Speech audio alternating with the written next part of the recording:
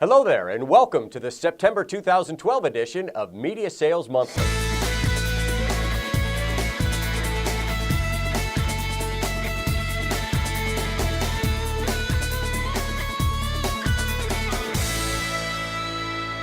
In the ever-changing world of digital advertising, there's a new challenge that has some marketers a bit flustered.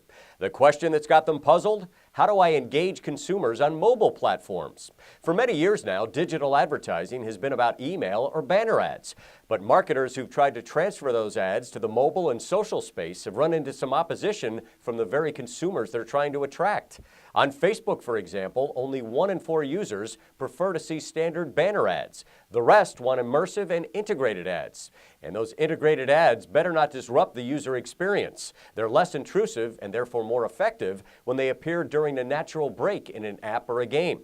Consumer preferences on social and mobile platforms are changing, and they're changing fast. So clearly, the digital advertising industry needs to find new and creative ways to reach consumers.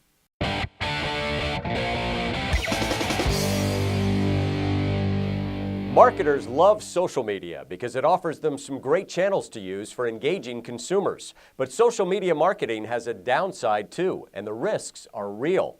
Yes, marketing a brand through social media is less expensive than using traditional media, but in many ways it's more problematic. A recent study by Altimeter Group highlights some of the ways that social media marketing can hurt you. These problems can range from brand damage to identity theft. But businesses can mitigate negative issues by developing and sticking to an internal social media policy. Once a policy is in place, employees can be trained to follow it. Or better yet, marketers should assign a full-time staff member to assess and manage social media risk.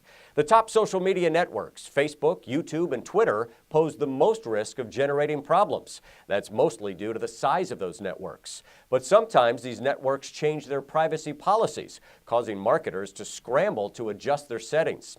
Altimeter likens social media to Pandora's box. It has great value, but with that comes great risk.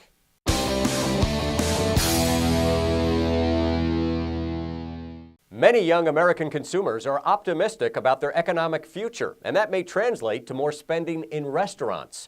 Millennials, generally defined as those born in the 1980s and 90s, have a particularly positive outlook. Half of them expect their personal financial situation to improve in the coming year, and they'll spend that money eating at restaurants. In fact, even though they earn less than older consumers, millennials are more likely to visit upscale restaurants. Technomic recently developed the Generational Consumer Trend Report. It helps restaurant owners and operators understand generational attitudes toward food services. Some of their findings are pretty interesting. Of all generations, millennials are the group most influenced by restaurant coupons and discounts.